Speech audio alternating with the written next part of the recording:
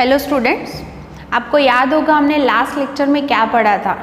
Last lecture में हमने बात की थी कि हमारे पास हॉलो स्फेरिकल शेल है और अगर हम उसके बाहर कोई पॉइंट मास रख देते हैं तो उस पर कितना टोटल जो है वो ग्रेविटेशनल फोर्स लगेगा और किस तरफ लगेगा, है ना। वो जो फोर्स है हमें पता है किस तरफ लगेगा, तो जो हमारी शेल है उसके सेंटर की तरफ लगेगा, है ना। मतलब कि पूरी शेल का जो मास है वो उसके सेंटर पर कंसंट्रेटेड है, ऐसा हम बोल सकते हैं उस चीज़ में। सेकेंड पॉइंट था कि अगर कोई पॉइंट मास है वो उसके इनसाइड है, मतलब के शेल के अंदर है, तो जो ग्रेविटेशनल फोर्स लगेगा वो ज़ीरो होगा, net gravitational force will be zero, ऐसा हमने पढ़ा।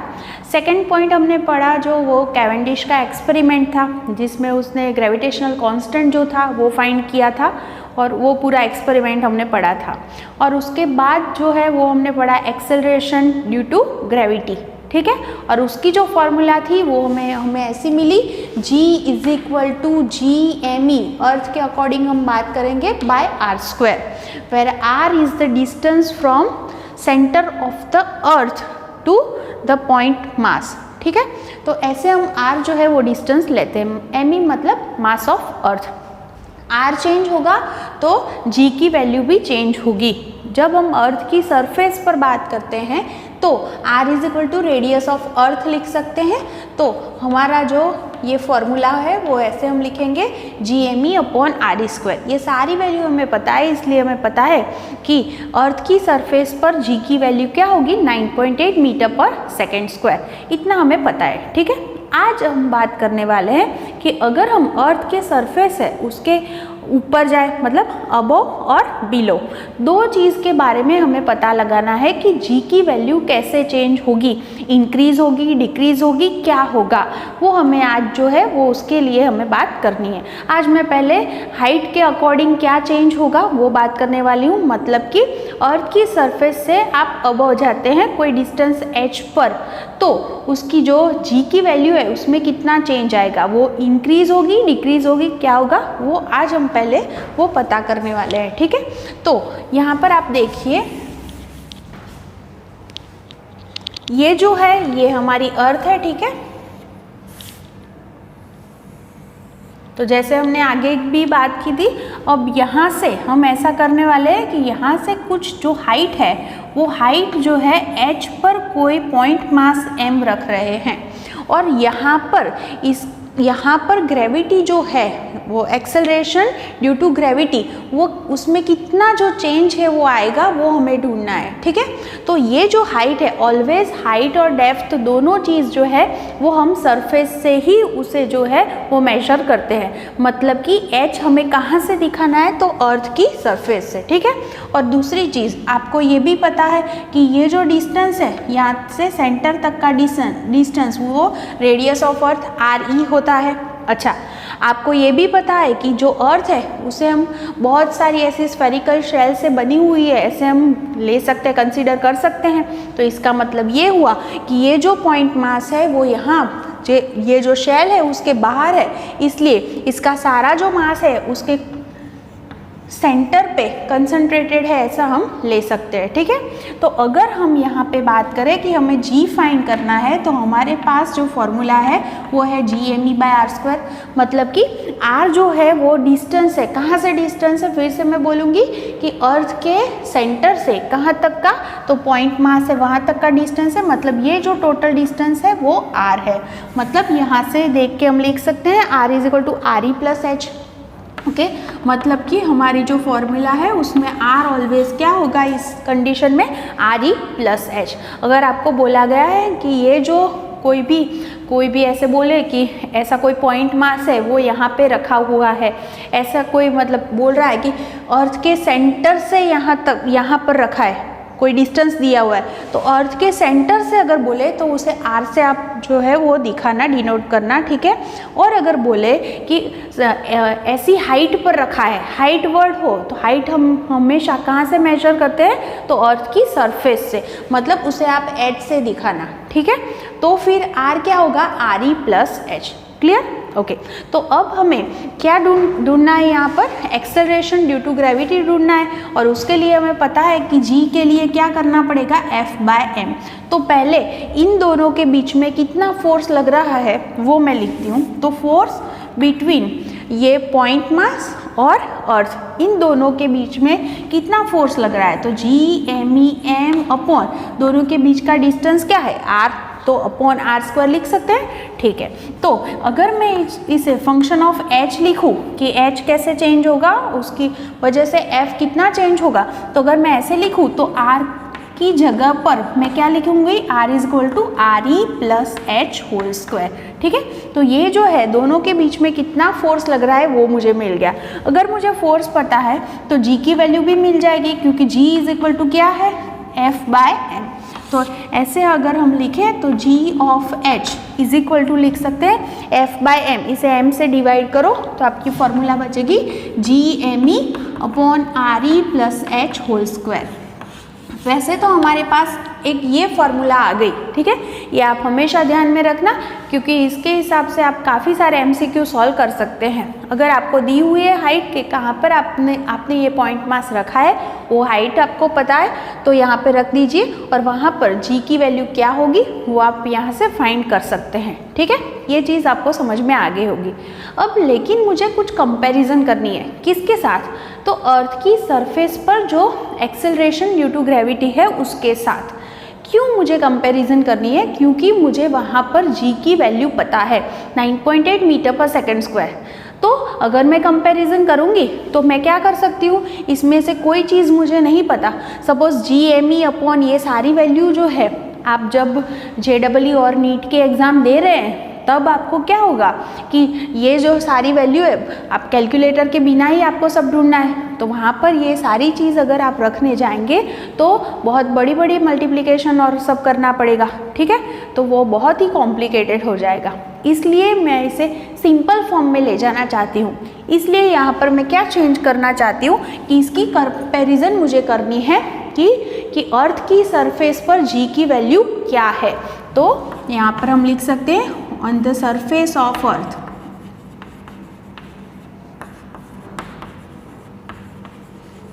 अर्थ की सरफेस पर g हम कैसे लिखेंगे? Ge = G_me bye re²। Surface लिखा है मतलब r क्या होगा? रेडियस ऑफ अर्थ होगा। ठीक है, अगर हम इन दोनों का अगर रेशियो निकालें, ठीक है, तो हमें क्या मिल सकता है? इन दोनों की कंपैरिजन हम कर सकते हैं। किसी की भी दो चीज़ की हमें कंपैरिजन करनी हो तो दोनों का आप रेशियो निकाल दीजिए, तो इजीली वो कंपैरिजन आप कर सकते हैं। तो यहाँ पर मैं 1 और 2 दोनों का रेशियो ले रही हूँ, तो g(h) divided by Ge g(h) मतलब क्या है? G_me upon re+h²। Ge जो है वो नीचे है, मतलब ये जो पूरा है वो उल्टा लिखेंगे re² बाय G_me, तो ये दोनों कैंसल आउट हो गए। ठीक है, तो यहाँ पर क्या बचा? re² upon re+h²। अभी भी मुझे थोड़ा सिंपल फॉर्म चाहिए, इसलिए मैं यहाँ पर क्या कर रही हूँ कि यहाँ नीचे जो है उसमें से भी मैं re जो है वो कॉमन निकाल रही हूँ। ओके, डिनोमिनेटर में से re जो है वो मुझे कॉमन लेना है। तो आप देख सकते हैं h के पास re नहीं है, तो मैं यहाँ ऐसे कर सकती हूँ, re से उसे मल्टीप्लाई करूँगी और re से डिवाइड करूँगी, तो वही फॉर्म रहेगा। ठीक है, अब हम re जो है उसे कॉमन लेते हैं, तो g(h) बाई Ge क्या होगा?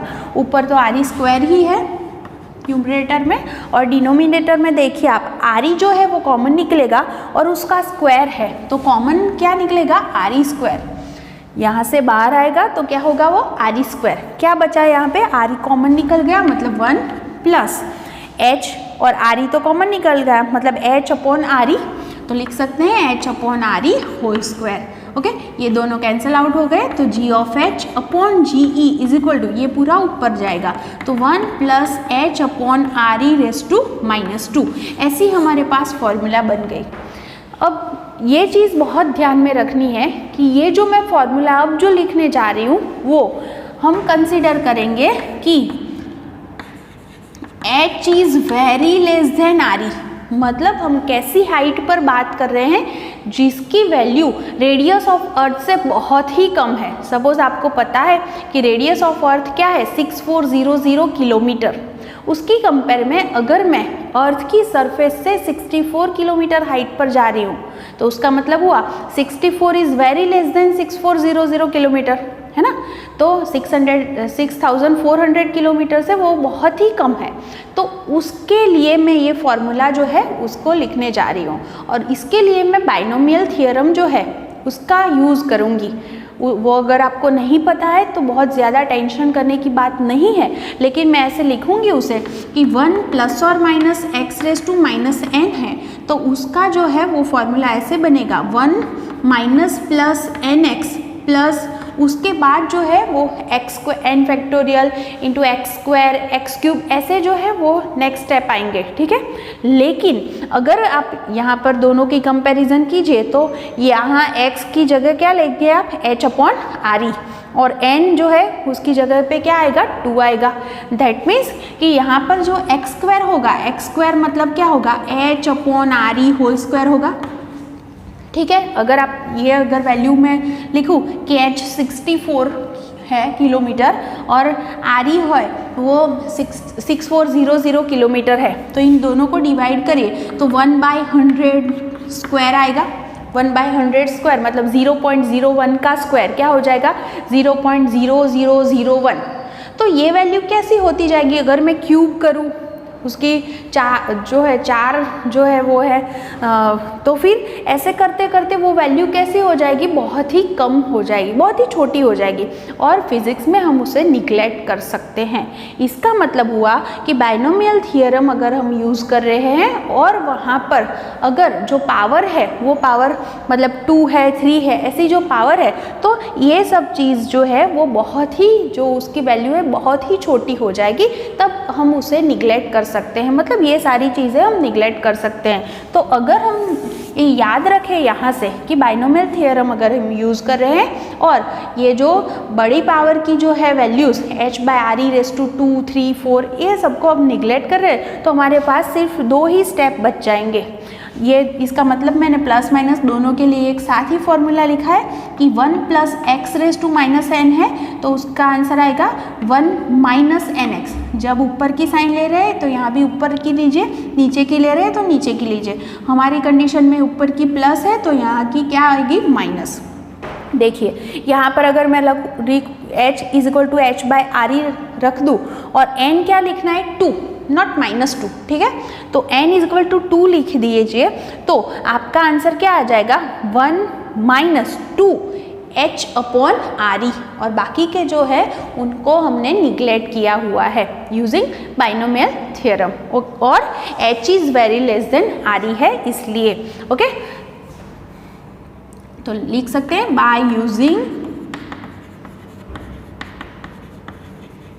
बाइनोमियल थ्योरम क्या लिखेंगे g/ge is equal to 1 - 2h/r। तो आप सिंपली ऐसे भी याद रख सकते हैं कि -2 को उठा के यहाँ पे रख दिया, ऐसे भी याद रख सकते हैं। तो आपके पास अब फॉर्मूला आ गया g(h) is equal to ge into 1 - 2h/r। मतलब कि जो यहाँ पर आपको खास लिखना है कि here h is very less than r, okay तभी आप ये फॉर्मूला यूज़ कर सकते हैं। तो खास चीज़ आप देखिए आपके पास h हाइट पर g की वैल्यू क्या होगी उसके लिए टोटल 2 फॉर्मूला आ गए। एक ये हुई GME/RE + h² और दूसरी कौन सी हुई GE इंटू 1 - 2h/r। कब कौन सी यूज़ करनी है वो आप खास दिमाग में रखना, जब h बहुत छोटा है किसकी कंपेयर में RE की कंपेयर में, तब आपको यही फॉर्मूला लेनी है। h is very less than RE है तभी हम ये फॉर्मूला ले सकते हैं, क्योंकि तभी तो वो जो बाकी के जो नेक्स्ट जो स्टेप थे x² x³ उनको हम निगलेक्ट तो ही कर सकते हैं। मतलब ये फॉर्मूला तभी यूज़ कर सकते हैं जब h very less than RE हो तो ही, और ये फॉर्मूला आप किसी भी हाइट के लिए यूज़ कर सकते हैं। इसका मैं एक एग्जांपल दे रही हूँ, लेकिन उससे पहले एक बार फिर से हम ये पूरा क्वेश्चन रिपीट कर लेते हैं। मैंने ऐसे बोला कि ये अर्थ है और अर्थ की सरफेस से हम h जो है h जितनी हाइट पर ऊपर जाते हैं मतलब अबव जाते हैं तो यहाँ पर एक्सेलरेशन ड्यू टू ग्रेविटी क्या होगा वो मुझे फाइंड करना है। तो मैंने बोला ये हाइट h है और ये अर्थ जो है उसके सेंटर तक का ये जो डिस्टेंस है वो रेडियस ऑफ अर्थ r है। हमें पता है कि पूरी जो अर्थ है उसे हम क्या ले सकते हैं, बहुत सारी स्फेरिकल शेल से बनी हुई, और वो उसका पूरा जो मास है वो कहाँ पर, उसके सेंटर पर कंसंट्रेटेड होगा। तो हमारा जो ये पॉइंट मास है उस तक का ये जो डिस्टेंस है उसे हम r बोले, तो r इज इक्वल टू क्या हो गया, आर ई प्लस एच। ठीक है, पहले g फाइंड करने के लिए फोर्स फाइंड करना पड़ेगा F। तो इन दोनों के बीच में, अर्थ और ये पॉइंट मास, दोनों के बीच में कितना ग्रेविटेशन फोर्स लग रहा है उसकी मैंने फॉर्मूला ले ली, where r is equal to R E plus H. Okay, तो फिर g के लिए F/m किया, तो g की वैल्यू मतलब उसकी जो फार्मूला थी वो मुझे मिल गई, लेकिन मुझे उसे आगे कंपेयर करना है किसके साथ, कि जो अर्थ की सरफेस पर जो एक्सेलरेशन ड्यू टू ग्रेविटी है उसके साथ। तो उसकी मैंने फार्मूला ली और दोनों का रेशियो ले लिया, जिसमें से मैंने पर्टिकुलर यहाँ से और इजी फॉर्म लाने के लिए नीचे से आर ई कॉमन निकालना था, तो एच के पास नहीं था तो मैंने उसे मल्टीप्लाई करके डिवाइड कर दिया। फिर मैंने आर ई कॉमन ले लिया और उसके बाद यहाँ पर बाइनोमियल थियोरम जो है उसका यूज़ किया, और जो ज़्यादा पावर वाली जो थी जो स्टेप्स उनको मैंने यहाँ से निगलेक्ट किया है। तो हमारे पास सिर्फ इतना ही स्टेप बच गया, मतलब कि ये जो मिला है वो हम कब कंसिडर करेंगे, ये फार्मूला कब लेंगे, जब h very less than are E हो तब। और ये फार्मूला कोई भी हाइट के लिए ले सकते हैं। सपोज आपको ऐसा दिया हुआ है कि आप अर्थ जो है, अर्थ की सरफेस से अर्थ की रेडियस जितनी हाइट पर हैं, मैं फिर से बोल रही हूँ, आप कहाँ पर है, अर्थ की सरफेस से अर्थ के रेडियस जितनी हाइट पर, मतलब आपको समझ में आ गया होगा कि कितनी हाइट पर है, तो h दिया है कितना, जितना अर्थ की रेडियस है उतना, तो h is equal to R E हो गया। That means g of h is equal to क्या हो गया, G M E upon R E plus h की जगह पर क्या रख सकते हैं हम, आर ई, ठीक है, होल स्क्वायर, ऐसे ही हो गए फॉर्मूला। तो यहाँ पर आपका आंसर क्या हुआ, G M E upon 2 time R E हो गया और उसका स्क्वायर है तो 4 टाइम आर ई स्क्वायर। आपको पता है G M E upon R E square की वैल्यू 9.8 है, मतलब यहाँ पर जो है g की वैल्यू क्या आएगी, 9.8/4, उतनी वैल्यू आ जाएगी। तो आप इजीली इसे फाइंड कर सकते हैं। या अगर ऐसे बोले कि आप जो अर्थ की डायमीटर है उतनी हाइट पर है, तो h क्या लेना है, h इज इक्वल टू क्या लेना है, 2r ई। ठीक है, तो आंसर में क्या आएगा, 9.8/9, तो 1.0 समथिंग आ जाएगा आपका आंसर। तो ऐसे हम फाइंड कर सकते हैं। और वो फॉर्मूला कब लेनी है, जब h की वैल्यू बहुत ही कम हो, मतलब कि कंपैरिजन में वो 6400 किलोमीटर की कंपैरिजन में h बहुत ही कम हो, तभी आप वो वैल्यू जो है, मतलब ये जो फॉर्मूला है वो आप ले सकते हैं। ठीक है, तो ये दो चीज़ आप खास ध्यान में रखना। और ये जो है वो पूरा जो लेक्चर है आप फिर से एक बार अगर हो सके तो देख के फिर सारी जो फॉर्मूला है वो आप लिख देना, और बाकी जो है डेप्थ के अकॉर्डिंग जो जी की वैल्यू में जो चेंज होगा वो हम नेक्स्ट लेक्चर में जो है वो डिस्कस करेंगे। और आपको यहाँ पर पता चल गया होगा कि यहाँ अगर ब्रैकेट ओपन करें तो क्या होगा, G E minus G E into 2h upon R E, मतलब जैसे जैसे हाइट बढ़ेगी तो ऐसे ये जो है सेकेंड जो 2h अपॉन आर ई है तो h बढ़ेगा, वैसे ये जो है वो भी इंक्रीज होगा, ये स्टेप भी। तो उसका मतलब होगा कि g की वैल्यू जो है वो कम होगी, क्योंकि किसी भी स्टेप पे कुछ ज़्यादा माइनस हो रहा है। सपोज 10 - 5 करें आप तो आंसर विल बी 5। ठीक है, फिर 10 - 6 किया तो आंसर क्या होगा, 4। मतलब जितनी बड़ी वैल्यू माइनस होगी उतना आपका आंसर छोटा होता जाएगा। तो h जैसे जैसे बढ़ेगा उतना ही इसकी वैल्यू जो है वो बढ़ती जाएगी, और वो माइनस हो रही है इसमें से, जीई में से। तो उसका मतलब हो गया कि आपका आंसर जो है वो पहले से कम होता जाएगा।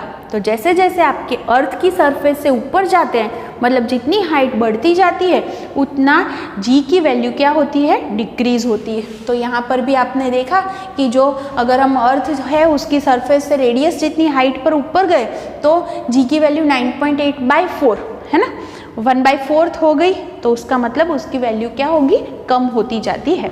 ठीक है, तो आपको ये सब समझ में आ गया होगा। नेक्स्ट लेक्चर में और जो है बात वो करेंगे।